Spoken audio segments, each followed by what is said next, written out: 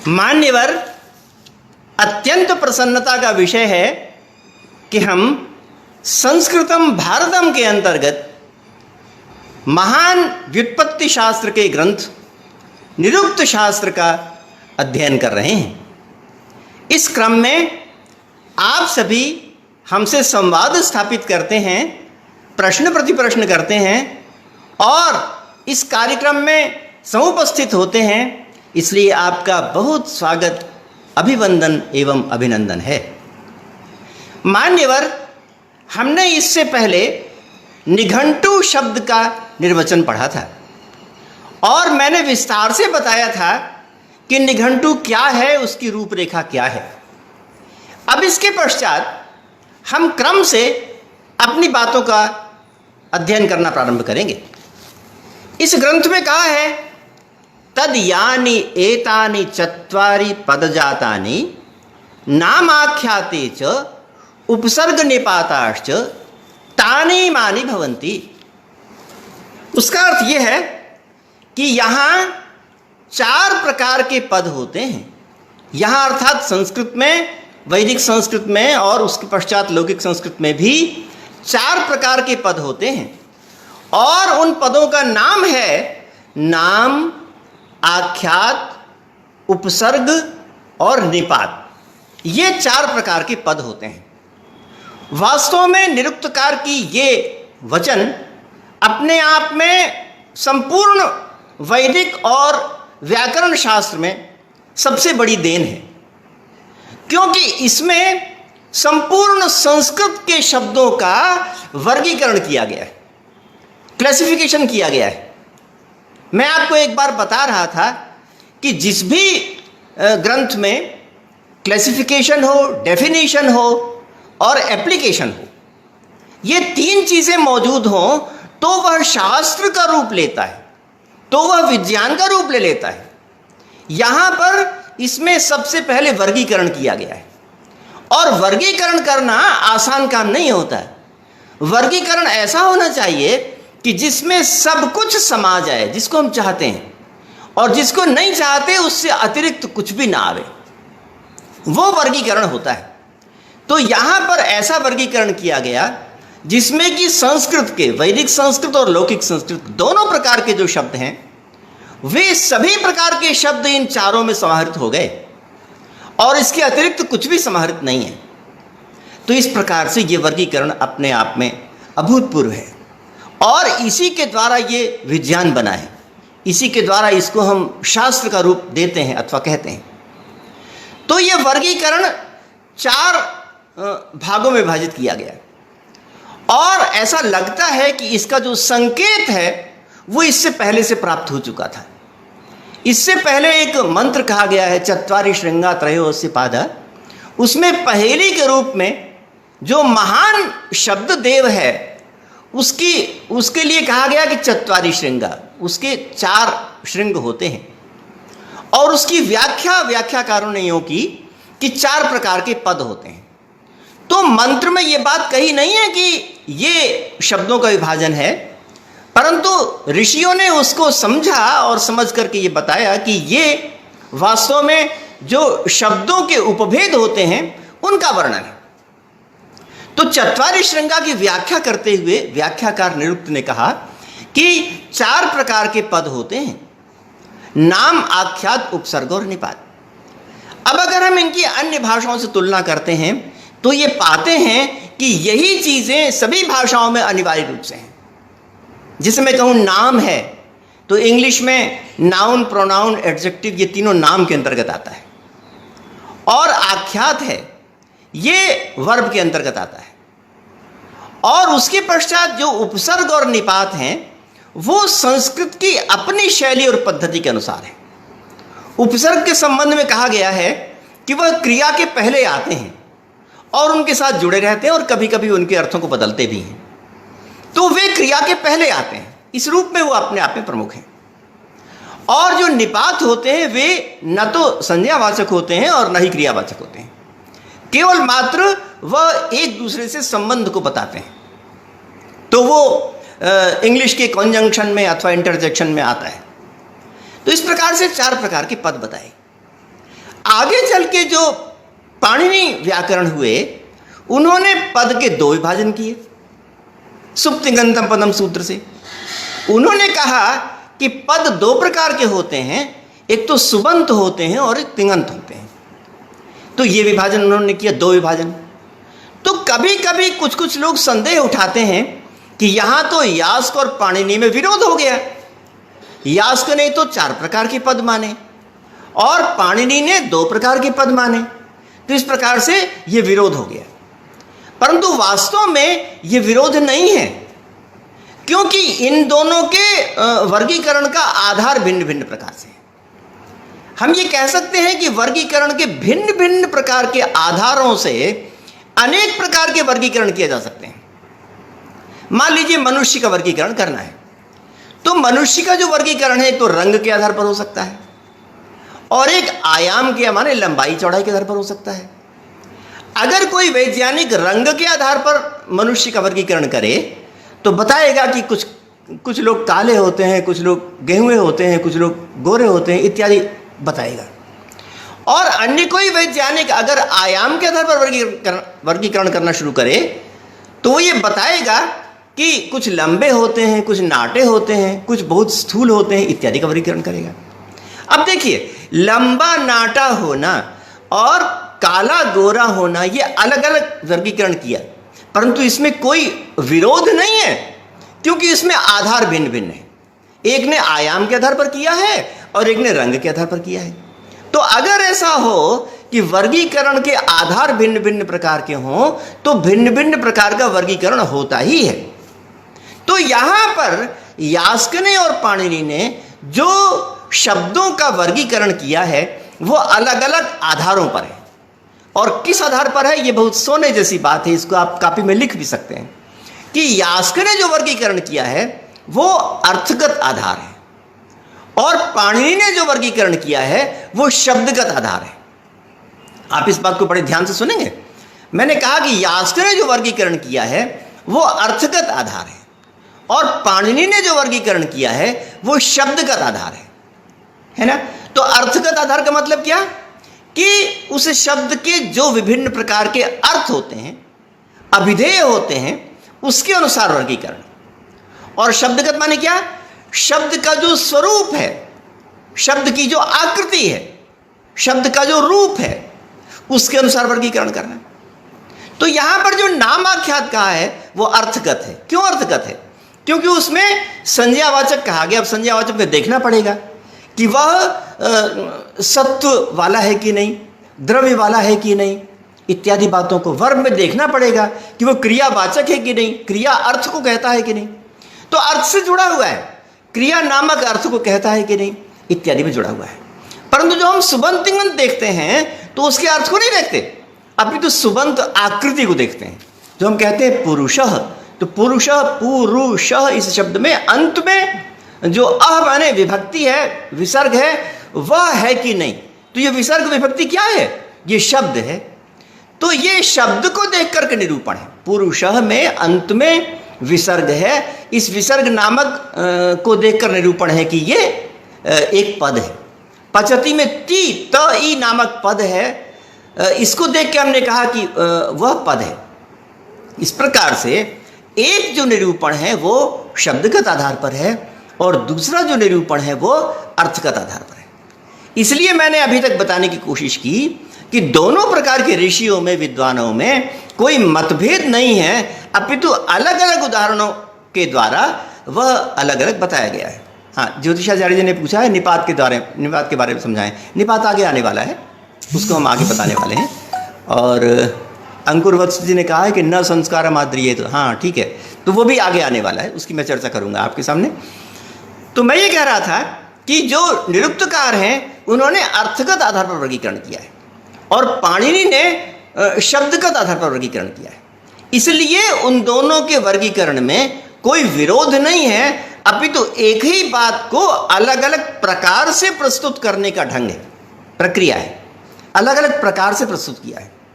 और ऐसा होने पर भी एक प्रमाण ये भी है कि उसमें विरोध नहीं है, क्योंकि पाणिनि ने यद्यपि अलग प्रकार से वर्गीकरण अलग आधारों पर किया, परंतु उन्होंने भी पद नाम दिया है।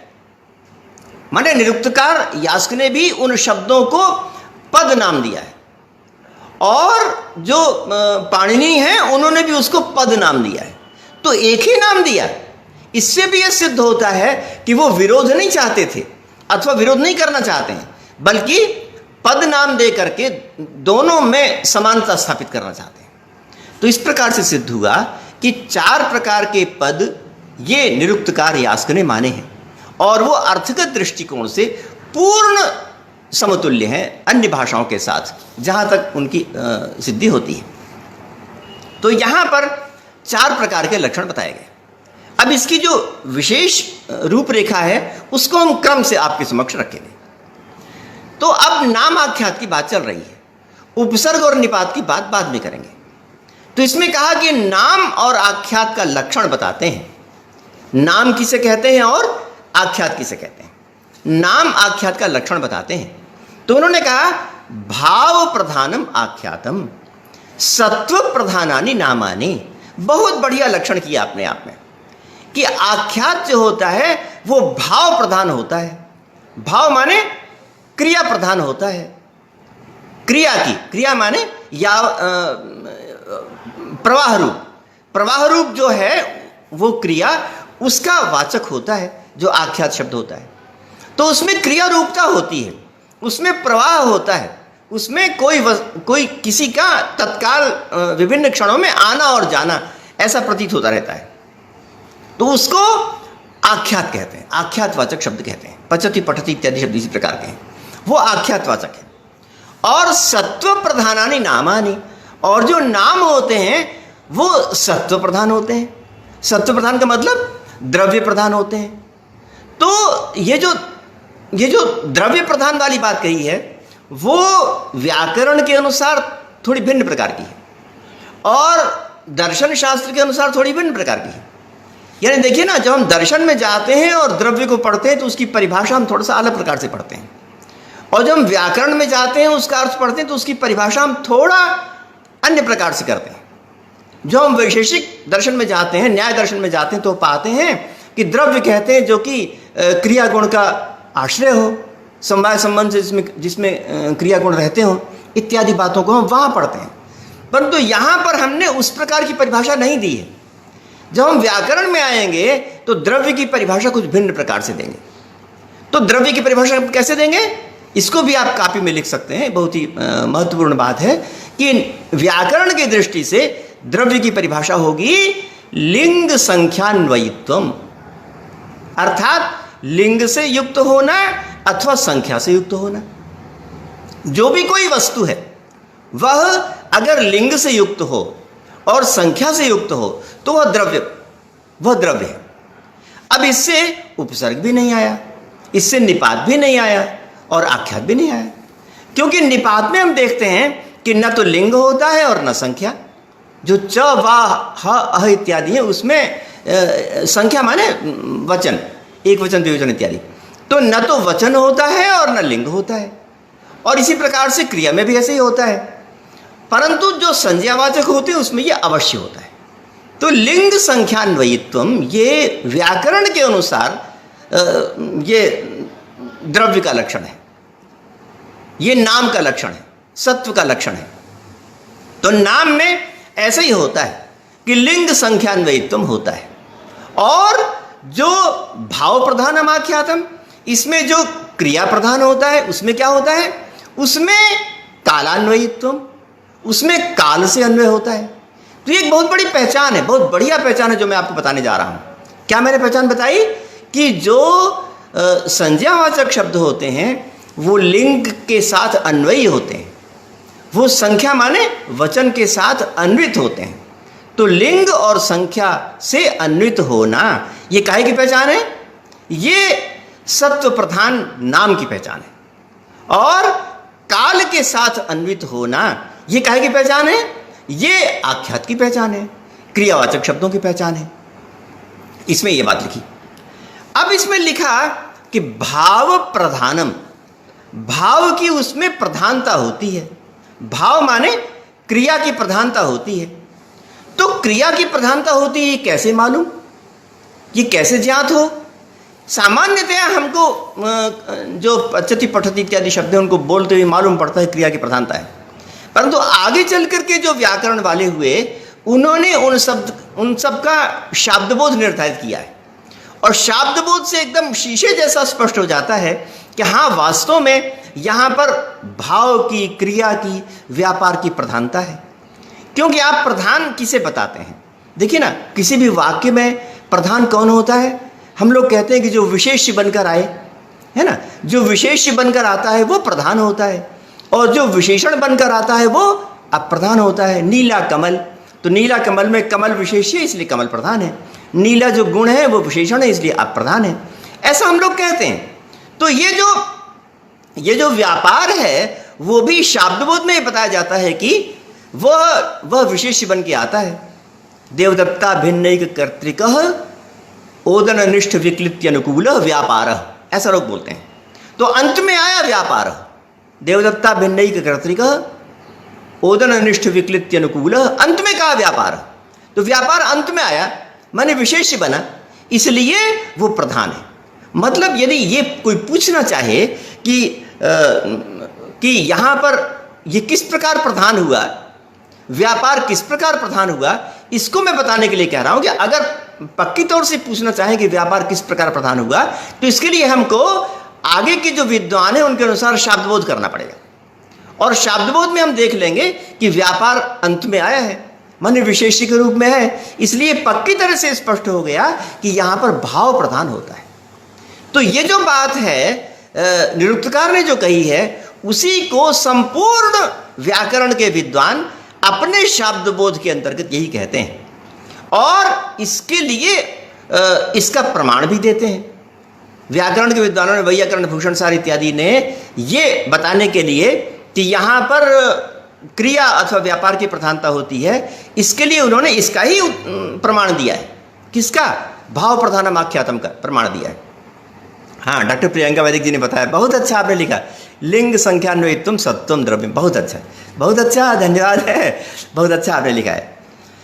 तो ये भाव प्रधानम आख्यातम वाली बात हुई, और सत्व प्रधान नामानी में संज्ञावाचक होते हैं और उसमें लिंग संख्या का अन्वय होता है। अब आगे ये जो भाव प्रधानम कहा गया है, इस भाव के दो भेद होते हैं।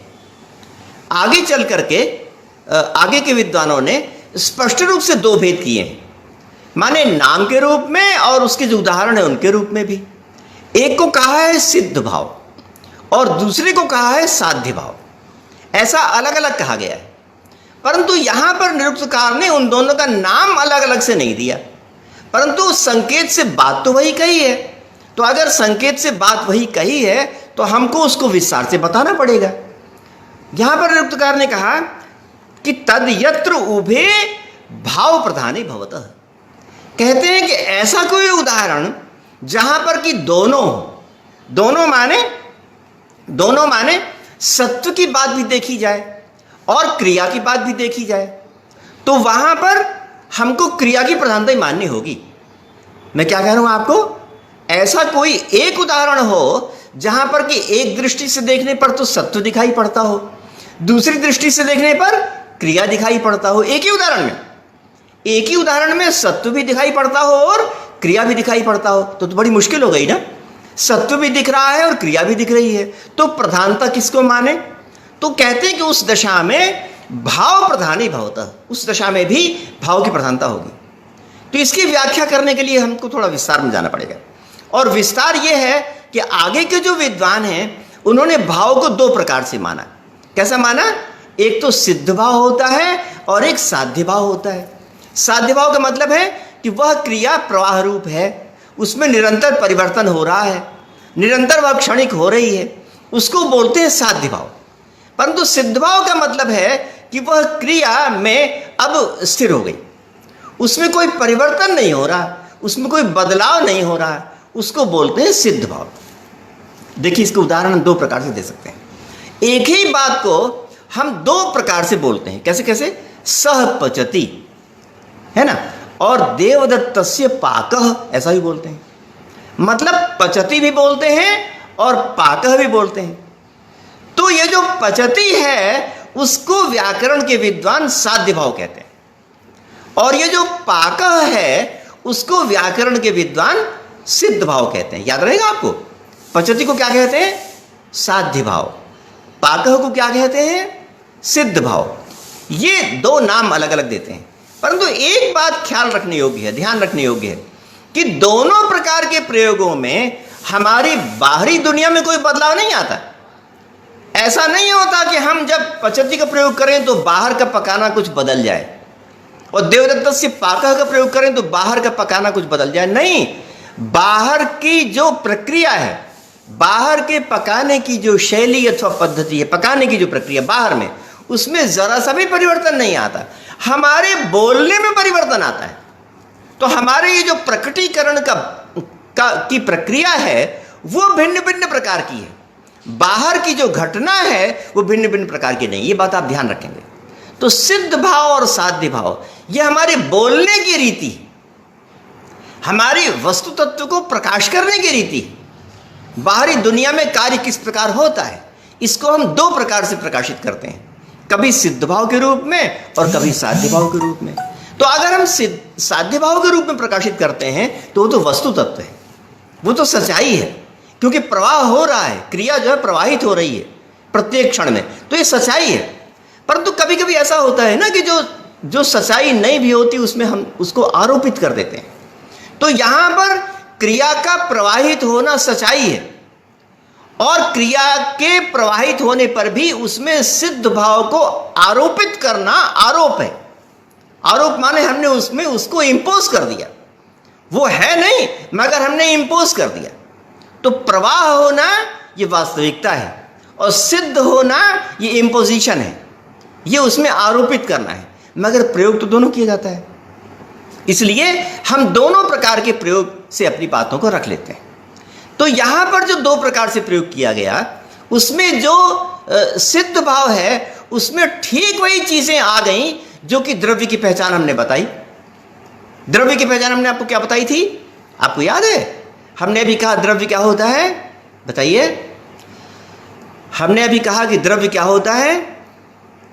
हमने अभी कहा कि द्रव्य होता है लिंग से अन्वयी होता है और संख्या से अन्वयी होता है। अभी हमने कहा ना, आपको याद होगा। द्रव्य किसे कहते हैं? व्याकरण के अनुसार, वैशेषिक के अनुसार नहीं। द्रव्य किसे कहते हैं? व्याकरण के। हाँ, मोहिनी आर्य जी ने बहुत अच्छा लिखा, कृदंत अभिहित क्रिया द्रव्यवत होती है। इसको मैं कहने जा रहा हूं आपके सामने। तो यहां पर जो द्रव्य कौन होता है? जो लिंग से अन्वित होता है और संख्या से अन्वित होता है। तो यहां पर जो सिद्ध भाव है उसको हम ऐसे ही बना देते हैं। देखिए, पाकः है तो पाकः में क्या हो गया? पाकः शब्द पुल्लिंग है ना, और एक वचन है, तो लिंग से भी अन्वित हो गया और संख्या से भी अन्वित हो गया। तो जो द्रव्य की पहचान है, कौन सी पहचान? लिंग और संख्या से अन्वित होना, वो पहचान यहां लागू होने लगी, वो पहचान यहां पर अप्लाई होने लगी, अन्वित होने लगी। इसलिए हम इसको द्रव्य कह देते हैं, क्योंकि हम इस प्रकार का प्रयोग कर रहे हैं जिसमें कि जो द्रव्य की पहचान है वो लागू होती है। इसलिए हम पाकः को द्रव्य मान लेते हैं, परंतु वास्तव में द्रव्य नहीं है। हमने कहा है कि इंपोज है। इंपोज माने आरोपित है। देखिए ना, किसी में कोई वस्तु होती है और किसी में कोई वस्तु आरोपित होती है। तो किसी में कोई वस्तु होती का मतलब सच्चाई में होती है, और आरोपित होती का क्या मतलब? उसमें है नहीं, जबरदस्ती उसमें कुछ ला दी, तो उसको बोलते हैं आरोपित होना। तो यहां पर लिंग संख्या का आरोप किया गया है। इसीलिए कहा गया कि कृदभीतो भावो द्रव्यवत भवति। इसमें वत लगाया है ना। व्याकरण की बात को आप समझ रहे हैं। उसमें कहा कि कृद अभीत भाव, कृत से अभीत होने वाला जो भाव है वो द्रव्य के समान होता है। अगर वास्तव में द्रव्य होता तब तो उस वचन में कहते कि द्रव्यम भवति, कृत अभीतो भाव द्रव्यम भवति, ऐसा कह देते, परंतु वास्तव में तो है नहीं। इसलिए यहां पर वत लगा दिया। वत लगाने से यह हुआ कि सचमुच में नहीं है, मगर लोग ऐसा कहते हैं, बोलने में ऐसा कहते हैं, इसीलिए यहां पर वत लगाया गया है। कृदभीतो भाव द्रव्यवत भवति, उसके समान होता है। तो इस प्रकार से दो प्रकार के भाव होते हैं। कौन कौन से? एक तो सिद्ध भाव होता है और एक साध्य भाव होता है। तो ये बात जब हम अन्य भाषाओं में देखते हैं तो वहां भी यही पाते हैं। हम इंग्लिश में देखते हैं कि एक तो वर्ब होता है और एक जीरंड होता है, GERUND, जीरंड होता है। तो जो वर्ब होता है वो है साध्य भाव, है ना। ही इज रीडिंग में जो रीडिंग वर्ब है वो है साध्य भाव। और जो जीरंड होता है वो उसमें दोनों चीजें मिली होती हैं। जीरंड की परिभाषा देते हुए हमारे जो इंग्लिश के ग्रामेरियन हैं वो कहते हैं कि वह होता है जिसमें कि जो कि संज्ञावाचक भी होता है और क्रियावाचक भी होता है। रेन के ग्रामर में जीरंड की परिभाषा दी है कि जीरंड वह है जो कि संज्ञा भी है और क्रिया भी है। तो उन्होंने कहा कि क्रियावाचक क्यों है, तो कहते हैं क्रियावाचक इसलिए है क्योंकि उसका कोई ना कोई कारक है। रेन के ग्रामर की बात बता रहा हूं। इंग्लिश के ग्रामर में जीरंड को संज्ञावाचक और क्रियावाचक क्यों कहा? उन्होंने कहा कि ये क्रियावाचक है क्योंकि इसके कारक होते हैं, और ये संज्ञावाचक है क्योंकि इसके साथ प्रीपोजिशन इन, ऑन इत्यादि लगता है ना। इन, ऑन इत्यादि लगता है। He is fond of eating sweets, he is fond of eating sweets. तो यहां पर ईटिंग जीरंड है क्योंकि ईटिंग से पहले ऑफ आया है, और जो ऑफ आता है वो संज्ञावाचक के साथ आता है, इसलिए ये संज्ञावाचक है। परंतु ईटिंग का कर्म है स्वीट्स, ईटिंग क्रिया का वो कर्म है, इसलिए उसने कर्म भी बनाया, इसलिए क्रियावाचक भी है। क्योंकि इसका कर्म है इसलिए यह क्रियावाचक है, क्योंकि इसके साथ प्रीपोजिशन जुड़ा हुआ है इसलिए ये संज्ञावाचक। ऐसा कहने वाले कौन? ऐसा कहने वाले इंग्लिश के जो ग्रामेरियन है वो कहते हैं। ठीक यही बात यहां भी पाई जाती है, यहां भी पाई जाती है। यहां पर भी जो भाव सिद्ध भाव वाले होते हैं वो इसी प्रकार के होते हैं। सिद्ध भाव वाले में वह संज्ञावाचक भी है और क्रियावाचक भी है। क्रियावाचक क्यों? तर्क वही है, तर्क उसी प्रकार है ना। क्रियावाचक क्यों? क्योंकि वह उसका कोई ना कोई कारक होता है ना। ओदनस्य भोजक पुराम भेदता, है ना, इत्यादि में कारक है। ओदनस्य भोजका में कभी कभी हम लोग ये गलती से समझ लेते हैं कि ओदनस्य में षष्ठी होने के कारण से वो संबंध होगा ना, संबंध नहीं है। ओदनस्य भोजका में ओदन भोजक का कर्म है। ओदनस्य भोजका में ओदन ये भोजक का कर्म है। कैसे? कर्तृकर्म और कृति के अनुसार। तो भोजका क्या है? ये जो है वो इस प्रकार का शब्द है सिद्ध भाव वाला, और ओदनस्य जो है वो उसका कर्म है। तो इस प्रकार से ये संज्ञावाचक भी हो गया और क्रियावाचक भी हो गया। तो संज्ञावाचक और क्रियावाचक होने के कारण से और लिंग संख्या से युक्त होने के कारण से इसको हम द्रव्यवत मान लेते हैं, और पचति इत्यादि को हम क्रियावाचक मानते हैं क्योंकि इसका लिंग संख्या से अन्वय नहीं होता, अपितु काल से अन्वय होता है। तो मैंने कितनी अच्छी सोने जैसी बात बताई। मैंने बताया कि जो द्रव्य होते हैं उनका लिंग संख्या के साथ अन्वय होता है, जो क्रियावाचक होते हैं उनका काल के साथ अन्वय होता है। तो जो पचति है उसका काल के साथ अन्वय है, इसलिए ये साध्य भाव है। जो पाका है उसका लिंग संख्या के साथ अन्वय है, इसलिए यह द्रव्यवाचक होने के कारण से सिद्ध भाव है। तो वही इन्होंने लिखा, इन्होंने कहा कि तद्यत्र उभे, तद्यत्र उभे माने जहां पर दोनों हो, दोनों माने द्रव्य की विशेषता भी देखी जाए और क्रिया की भी, है ना, संज्ञावाचक भी देखा जाए और क्रियावाचक भी, जीरंड के समान। जीरंड में संज्ञावाचक भी होता है और क्रियावाचक भी होता है। तो क्या समझ में आया? तद्यत्र उभे मतलब जिस उदाहरण में दोनों हो, दोनों कौन बताइए? जिस उदाहरण में दोनों हो, दोनों कौन? दोनों कौन? संज्ञावाचक भी और क्रियावाचक भी। अगर किसी उदाहरण में कोई शब्द संज्ञावाचक भी हो और क्रियावाचक भी हो तो ऐसा शब्द कौन सा है? ऐसा शब्द है सिद्ध भाव। तो तद्यत्र उभे से सिद्ध भाव लिया गया। तो उसके लिए कहते हैं कि उस सिद्ध भाव में भाव प्रधाने भवतः, उसमें प्रधानता तो भाव की होती है। अगर कोई शब्द एक साथ संज्ञावाचक भी हो और क्रियावाचक भी हो तो उसमें प्रधानता काहे की होगी? प्रधानता तो क्रिया की ही होगी। क्यों प्रधानता क्रिया की होगी? क्योंकि सच्चाई तो यही है कि वो क्रियावाचक है। जो द्रव्यवाचकता है वो तो इम्पोज्ड है, तो जो आरोपित होती है वो प्रधान थोड़ी होता है ना। किसी स्कूल का कोई प्रधानाचार्य है, वास्तव में फुल फ्लेज्ड प्रधानाचार्य है ना, और कोई 2-3 दिनों के लिए आरोपित कर दिया गया, प्रधानाचार्य वास्तव में कहीं गए हुए हैं, आप यहाँ पर इनकी जगह पर आ जाइए, तो जो 2-3 दिनों के लिए है वो सचमुच का थोड़ा ही है, तो वो तो गौण रहेगा ही। जो फुल फ्लेज्ड है पूरा वही प्रधान रहेगा। इसी प्रकार से यहाँ पर जो साध्य भाव है वो मुख्य है और जो सिद्ध भाव है वो इम्पोज्ड है, इसलिए वो प्रधान नहीं है। तो सिद्ध भाव में दोनों होते हैं, संज्ञा भी और क्रिया भी, मगर प्रधानता क्रिया की होती है, क्योंकि क्रियावाचकता ही उसमें पूर्ण है और जो द्रव्यवाचकता है वो तो इम्पोज्ड है। तो तद्यत्र उभे, जहां पर दोनों माने बताइए। हाँ, लिख दिया आपने, विश्वभूषण मिश्रा जी ने लिखा, जहां पर दोनों माने आपने लिखा, संज्ञा और क्रिया दोनों, वहां पर आपने लिखा। मोहिनी आर्य जी ने लिखा एक तिंग वाक्यम, नहीं, ये वाक्य की बात आगे बताएंगे। देखिए अभी शब्दों की बात चल रही है, मिलाइए नहीं, दोनों सभी को अलग अलग नहीं मिलाइए। अनेक शब्दों को मिलाने के बाद वाक्य बनता है, तो इसलिए अभी तो हम शब्दों की चर्चा कर रहे हैं। तो शब्दों की चर्चा जब हो जाएगी तो मिलाकर के जो वाक्य बनेगा उसकी परिभाषा बाद में करेंगे। तो द्रव्य और भाव दोनों एक ही वाक्य में हो तो वहाँ पर भाव की प्रधानता होती है। हाँ ठीक है, अरुण आर्य ने ठीक लिखा आपने। द्रव्य और भाव दोनों एक ही वाक्य में न करके एक ही शब्द कर लीजिए, मतलब पाकः में द्रव्य की प्रतीति भी होती है और भाव की भी, तो वहाँ भाव की प्रधानता होती है। मूलतः वह क्रियावाचक। हाँ बहुत अच्छा, लोकेश चंद्र जी ने बहुत अच्छा लिखा।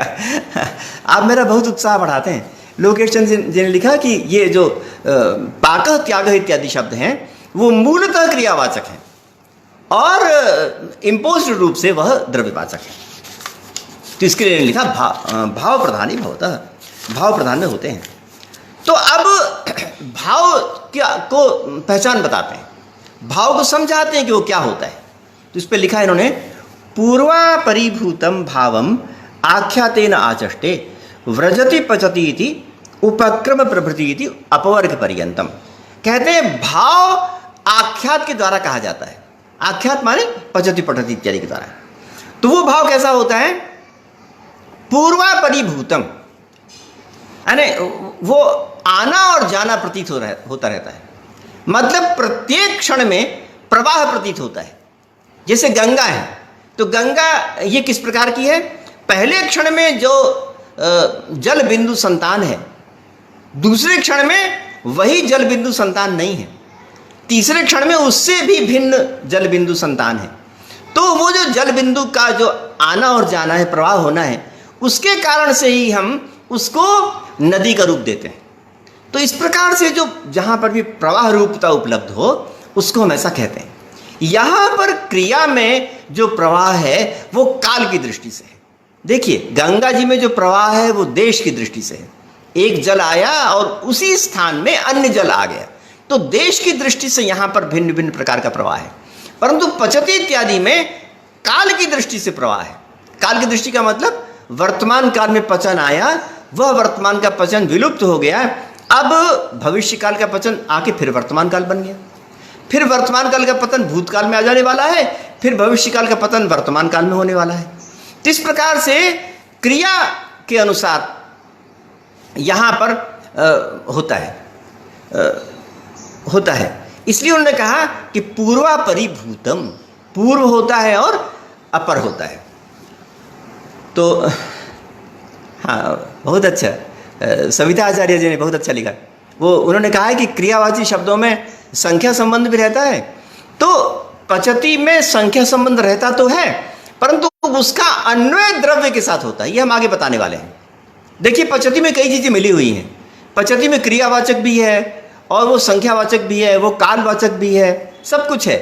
परंतु उसमें जो संख्या माने वचन है ना, वचन का संबंध क्रिया के साथ नहीं होता है, वचन का संबंध कर्ता के साथ होता है। पचति में जो तिप प्रत्यय है वो कर्ता के एकत्व को बताता है, क्रिया के नहीं।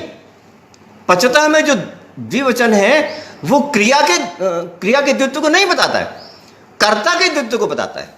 तो पचतः शब्द से द्विवचन कहा तो जाता है, मगर उसका अन्वय कर्ता के साथ होता है। ये मैं आगे बताने जा रहा हूं, आगे बताऊंगा। पहले तो यहां पर मैं ये बता रहा हूं कि जो साध्य भाव होता है उसकी पहचान क्या होती है। तो इन्होंने कहा कि साध्य भाव की पहचान होती है पूर्वापरिभूतम, मतलब काल की दृष्टि से उसमें आना और जाना लगा रहता है। तो यही बात वाक्यपतिकार ने, भर्तृहरि ने भी कही कि आश्रित क्रम रूपत्वात् सा क्रियेत्य विधीयते। भर्तृहरि ने क्या कहा कि आश्रित क्रम रूपत्वात्, उसमें क्रम लिया गया है, इसलिए उसको क्रिया कहा जाता है। तो गंगा जो उदाहरण है वो देश के अनुसार क्रम का उदाहरण है, स्पेस के अनुसार क्रम का उदाहरण है, और जो क्रिया है वो काल के अनुसार क्रम का उदाहरण है ना। हम लोग यहाँ पर जिस दुनिया में रहते हैं उसमें दो विस्तार हैं, एक तो दैशिक विस्तार है और एक कालिक विस्तार है। टाइम और स्पेस के बीच में हम लोग रहते हैं, टाइम और स्पेस के बीच में ऐसा कोई नहीं है जिसके पास जो टाइम के अंतर्गत ना हो और स्पेस के अंतर्गत ना हो। तो कभी तो किसी वाक्य में हम स्पेस के विस्तार को प्रकट करते हैं और कभी हम काल के विस्तार को प्रकट करते हैं। हम कभी पूछते हैं कि कदा, तो कदा ये काल के विस्तार को प्रकट करता है, और हम जब कहते हैं कुत्र, कुत्र जो है वो स्पेस के विस्तार को प्रकट करता है। इसी प्रकार से नदी का जो प्रवाह है वो दैशिक विस्तार है, और पचति पठति में जो क्रिया का विस्तार है वो कालिक विस्तार है। तो हम कालिक विस्तार को प्रकट करते हैं। कालिक विस्तार कैसा कि आना और जाने वाला, इस प्रकार के विस्तार को प्रकट करते हैं। तो पूर्वापरिभूतम इन्होंने कहा, और आश्रित क्रम रूपत्वात् ये आगे चल के भर्तृहरि ने कहा, एक ही बात के लिए कहा। तो इस प्रकार के भाव को आख्यातेन आचष्टे, हम आख्यात से बताते हैं। पचतीति उपक्रम प्रभृति अपवर्ग पर्यंतम, यहां पर पचती जो है वो उपक्रम से लेकर के अपवर्ग तक, अपवर्ग माने समाप्ति तक पचती होता है। तो यहां पर भी हमारा जो वैशेषिक का क्रिया की मान्यता है उससे हमारी यहां पर थोड़ी भिन्नता है। हमारी का मतलब व्याकरण के विद्वानों की। देखिए ना, शास्त्रों के अनुसार परिभाषाएं बदल जाती हैं, और बदलनी भी चाहिए क्योंकि शास्त्र भिन्न भिन्न प्रकार के हैं। तो हमने पहले बताया कि वैशेषिक का जो द्रव्य है वो व्याकरण के द्रव्य से भिन्न है। इसी प्रकार से हम यहाँ पर बताने जा रहे हैं कि वैशेषिक की जो क्रिया है वो व्याकरण की क्रिया से थोड़ी भिन्न है। वैशेषिक जो क्रिया है वो क्या बताता है? वैशेषिक क्रिया कहता है कि वो क्षणिक होती है। न्याय वैशेषिक माना गया है कि क्रिया क्या होती है? क्षणिक होती है। मगर व्याकरण में यह माना जाता है कि क्रिया उतने समय तक होती है जितने समय तक वह अपना काम संपादित करके फल को उत्पन्न नहीं कर लेता, तब तक होती है। यानी व्याकरण के अनुसार तो पचती ये उस 3 घंटे में होने वाली है जब तक कि शुरू से लेकर अंत तक हमारा चावल पक नहीं जाता, तब तक उस पूरे समय में वो एक पचती मानता है। तो काशिका में क्या लिखा है? प्रारब्धा परिसमाप्त वर्तमान काल, प्रारब्ध से लेके जब तक वो परिसमाप्त न हो जाए तब तक एक क्रिया है और एक काल है। और यही बात यहां पर निरुक्तकार ने लिखी। जो बात आगे के व्याकरण के विद्वानों ने लिखी वही बात यहां भी लिखी। यहां पर क्या लिखा? पचती इति उपक्रम प्रभृति अपवर्ग पर्यंतम। हाँ बिल्कुल, डॉक्टर प्रियंका वैदिक जी ने लिखा अपवर्ग फल प्राप्ति, बहुत अच्छा। तो जब तक वह फल की प्राप्ति पूरी न हो जाए तब तक वह एक ही क्रिया होती है, ऐसा मानना है। तो इस प्रकार से उपक्रम प्रभृति, उपक्रम से प्रारंभ करके अपवर्ग माने समाप्ति तक एक क्रिया होती है। यह व्याकरण के अनुसार है, तभी पचती बनेगा, तभी पचती का अर्थ समझ आएगा। तो ये बात यहां से भी मान्य है और आगे पाणिनि व्याकरण के द्वारा भी मान्य है। अब आगे मूर्तम सत्वभूतम, सत्व नाम भी वृद्ध्या पक्तिरिति। और मूर्त माने द्रव्य माने, इन्होंने सत्व प्रधान नाम लिखा है ना, तो सत्व की व्याख्या कर रहे हैं कि सत्व माने क्या? सत्व माने मूर्तम, जो मूर्त हो। और इसमें ये तो नहीं लिखा, परंतु हम व्याख्या में ये कह सकते हैं कि मूर्त भाव होगा जो कि लिंग संख्या से युक्त हो, जैसे कि वृज्या पक्ति। यहाँ पर ये सिद्ध भाव को प्रकट करता है और इसमें लिंग संख्या का योग है, इसलिए यह द्रव्यवाचक मान लिया जाएगा। तो ये दोनों ही भाववाचक है, सिद्ध भाव को कहने वाले हैं। वृज्या में वृजयोर भाव क्यप से क्यप प्रत्यय हुआ है, और पक्ति में स्त्रियाम तिन से प्रत्यय हुआ है। तो इस प्रकार से इसको ये कहा गया। पी.के. तिवारी जी कह रहे हैं कि मम्मट ने भी तो पूरा परिभूत क्रिया कहा। ठीक ही है, ठीक ही है। अगर मम्मट ने क्रिया कहा है तो साहित्य शास्त्र के विद्वान भी उसी प्रकार मानते हैं जैसा कि व्याकरण शास्त्र के विद्वान मानते हैं। ठीक है। और अद इति सत्त्वानाम उपदेश गौरश्व पुरुष अस्ति, कहते हैं कि जो सत्व होते हैं उनकी अंगुल्या निर्देश किससे होता है? तो कहते हैं कि अदह के द्वारा। अदह, एषः, इदम, इयम, इससे जो अभिव्यक्त होता है उसको बोलते हैं गौरश्व पुरुष अस्ति। मतलब एषः, अयम से क्या व्यक्त होता है? व्यक्त होता है कि कोई है जो कि पुल्लिंग है और एक वचन का है। एषः से ये तो नहीं पता चलता कि कौन है, परंतु इतना जरूर पता चलता है कि वह कोई जो सामने खड़ा है वो या तो पुल्लिंग भी है और एक वचन भी है। तो ऐसी वस्तु कोई भी जो कि पुल्लिंग भी हो और एक वचन भी हो उसको बताया गया एषः के द्वारा। अब उस एषः का जो विशेष्य होगा वह अवश्य ही द्रव्यवाचक होगा, वह अवश्य ही सत्व होगा, वह अवश्य ही नाम के द्वारा प्रकट किया जा रहा होगा। तो वही लिखा कि सत्व अर्थात द्रव्य और नाम वह होता है जो कि एषः अथवा इदम के द्वारा संकेतित होता है, उसके द्वारा प्रकट किया जाता है। गौरश्व पुरुष अस्ति। और भवति इति भावस्य, और भाव कैसे प्रकट किया जाता है? भाव के लिए कहा कि भवति के द्वारा प्रकट किया जाता है, जैसे आस्ते, शेते, व्रजति, तिष्ठति। तो ऐसी क्रिया जिसमें कि सब में भवति ये अनुस्यूत हो, सब में वो पाया जाए।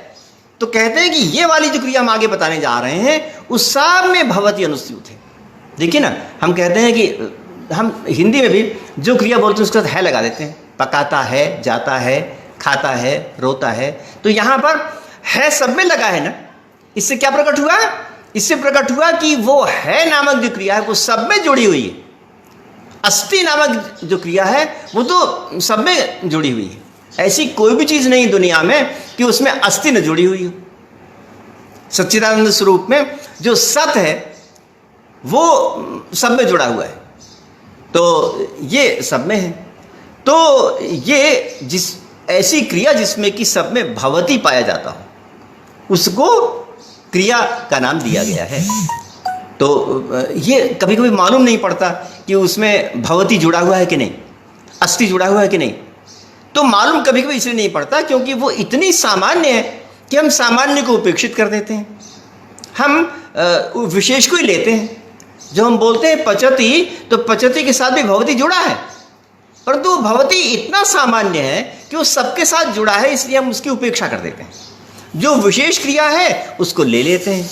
तो क्योंकि विशेष क्रिया को लेने से ही चीज़ बनती है इसलिए हम उसको ले लेते हैं।